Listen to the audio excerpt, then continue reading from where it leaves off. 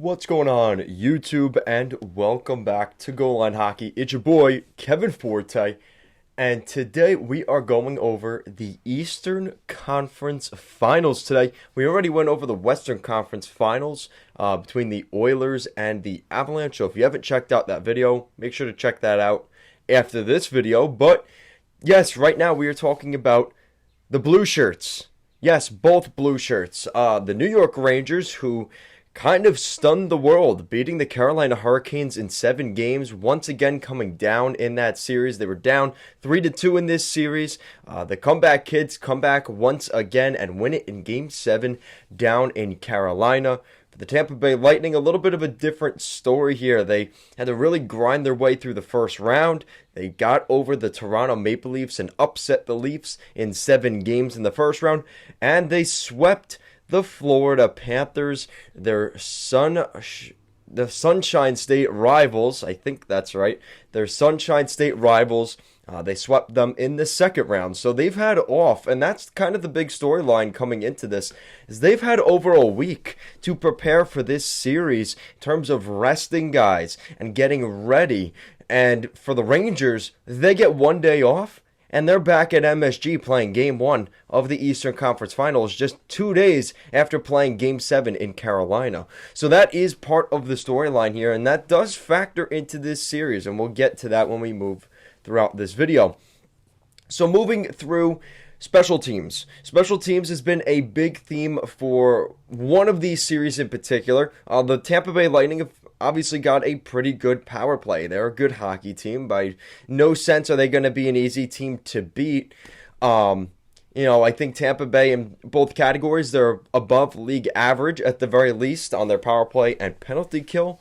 And for the New York Rangers, they have a very good penalty kill, and they have one of the top 5 power plays in the National Hockey League, and that was put on full display in this most recent series against Carolina, especially in Game 7. They scored 2 power play goals in the first period of Game 7, and that really set the tone for the rest of the game. So the theme going into this series is Tampa should not be taking penalties.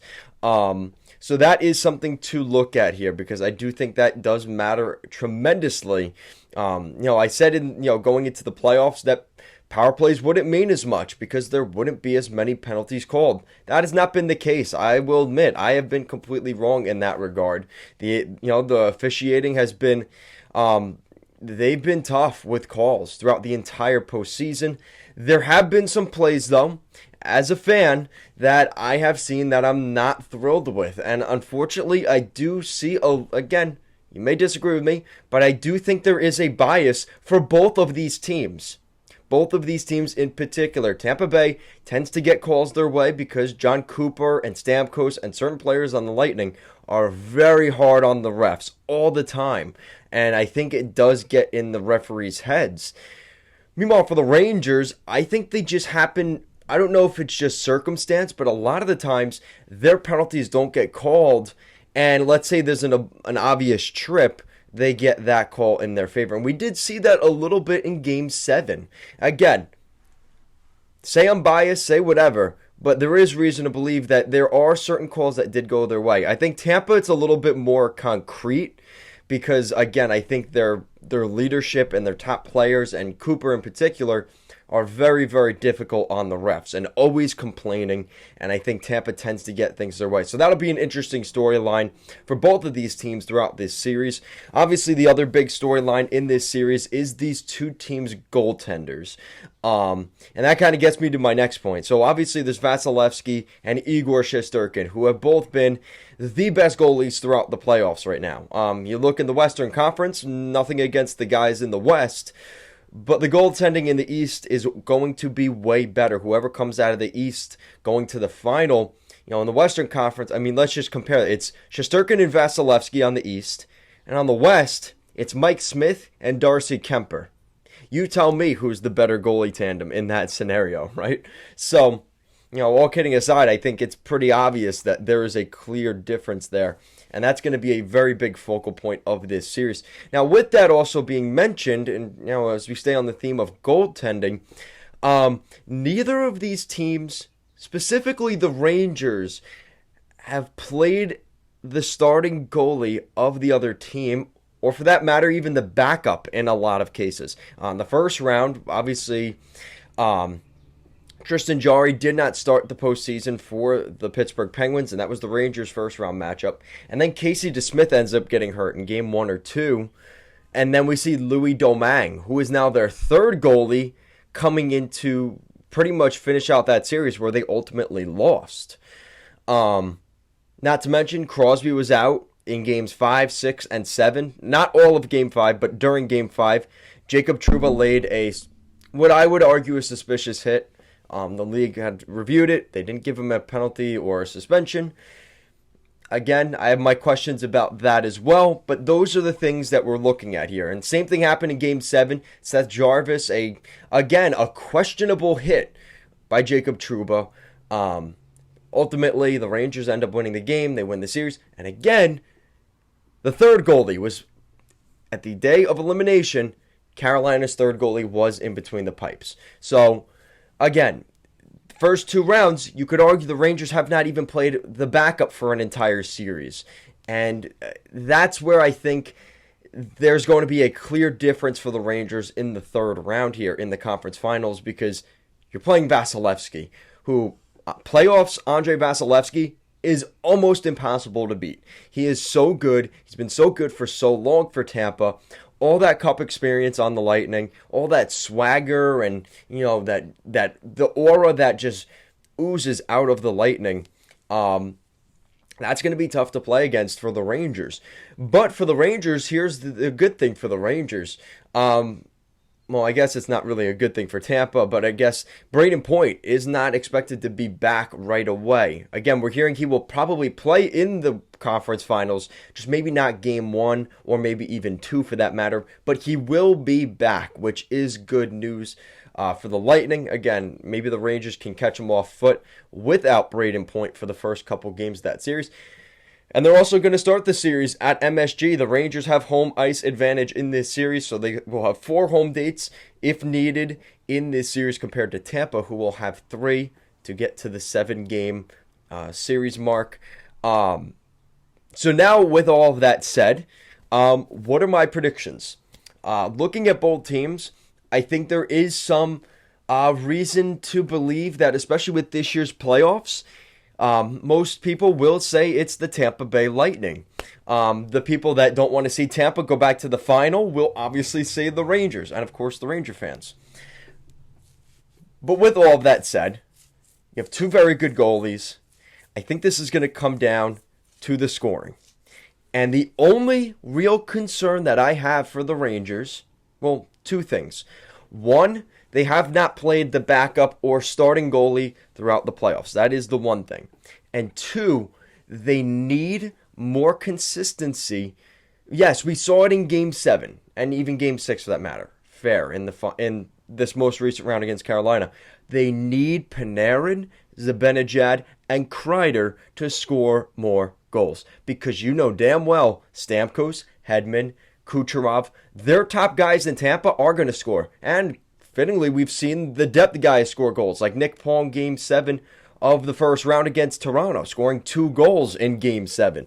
Tampa's going to get their depth scoring, and I think the Rangers can as well. Guys like Frank Vetrano, Philip Hedl, Alexis Lafreniere, some of their depth guys can match up head-to-head between the Rangers and the Lightning.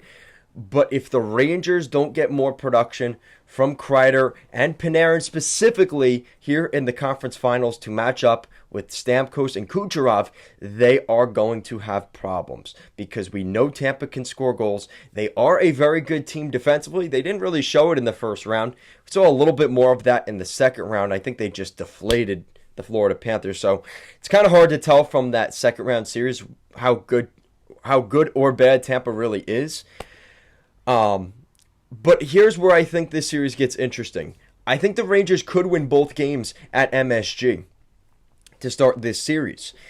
But the problem is, I think Tampa, once they get their legs back under them, once Brayden Point is officially back in the lineup and he's ready to go, I do think Tampa could start to take the series back as we move along. So let's say they split even those first 2 games at the Garden. I do think Tampa will definitely win one of their games at 3 and 4 at home. So we're either looking at a 3-1 or 2-2 series after 4. And then again, the Rangers have home ice advantage in game 5. So that would be a tough game for Tampa to win. And now you're starting to look at someone being in an elimination scenario in game 6 and or 7 if necessary. So I do think that this series will be a longer series. I think they're going to battle back and forth. I'm hoping for some overtime games, honestly, in this series. I think both of these teams have that ability. They're just that close. And I think it's going to come down to goaltending. At the end of the day, can Igor Shesterkin head-to-head battle with Andrei Vasilevsky? He's looked a lot better in the second round of the playoffs than he did in the first round against the Pittsburgh Penguins. But you could make arguments that maybe the Hurricanes' offense isn't even as good as the Pittsburgh Penguins with Crosby and Malkin and Gensel, who completely obliterated the Rangers in the first round. So since those shaky games in the first round, Shesterkin's been very good. But again, you're talking about elite level in Vasilevsky, and I do think when you compare these two teams head to head, I know you guys are going to say in the comments, oh, it's the Islander fan, of course he's picking Tampa, but I'm going with the Tampa Bay Lightning. You don't go against the horse that's won the past 2 years. You don't just decide all of a sudden that you're not going to go for that team. I do think the Tampa Bay Lightning win this thing in 6 games.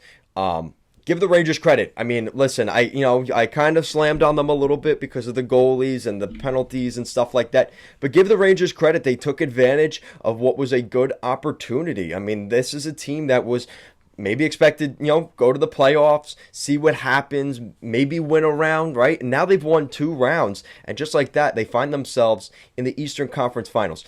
Kudos to the Rangers. Listen, I hate them with all my guts as an Islander fan, but I do have to give credit where it's due. And fun fact of the day, this is the 3rd consecutive season that we will see a New York team play the Tampa Bay Lightning in the conference finals. That's right, the Islanders the last 2 years, and now the New York Rangers. So Tampa's been getting pretty comfortable with playing New York teams in the conference finals, as again, this is their 3rd consecutive season doing so. So, like I said, my predictions are the Tampa Bay Lightning will win this series in 6 games. Let me know what you guys think in the comment section down below.